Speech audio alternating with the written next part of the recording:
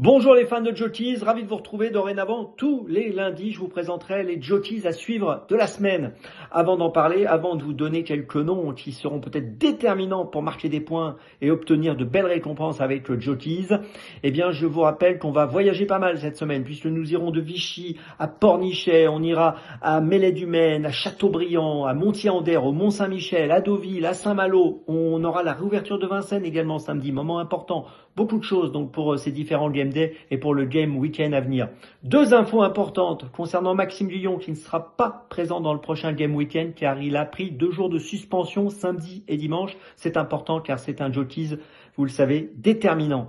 Et puis autre Jockeys extrêmement important, Eric Raffin blessé à la mâchoire qui sera absent pendant plusieurs jours et qui ne sera pas présent cette semaine.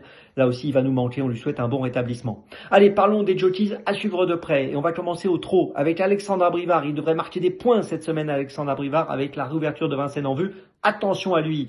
Attention aussi à Benjamin Rochard. Il est toujours présent, il est toujours constant. Il devrait là encore être toujours régulier comme il l'est depuis le début de l'année.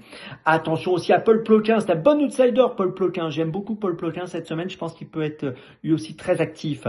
Et puis toujours au trot, mon quatrième jockey, ce sera Gabi Gelormini qui réussit plutôt bien cet été et qui mérite votre attention régulièrement. Surveillez-le de près. En plat, nous passons en plat maintenant. Michael Barzolana, toujours au top à Deauville. Il ne cesse de marquer des points. Il est un bon capitaine. Je vous avoue que moi, dans mes équipes, je le mets souvent en capitaine et je suis plutôt content de ce choix. À suivre de près, Alexis Pouchin qui a réalisé un super début de meeting à Deauville. Comme l'année dernière où il avait été super performant. Il faut compter avec lui encore cette semaine, surtout avec l'absence de Maxime Lyon. Et puis un jeune qui monte, un jeune qui a du talent, Augustin Madamet. Attention à ce jeune. Si vous n'avez pas encore sa carte, regardez ça de très près. Augustin Madamet, c'est un bon. Voilà donc mes 8 jockeys à suivre de la semaine. Pas de jockeys en obstacle car on a très peu de courses d'obstacles cette semaine.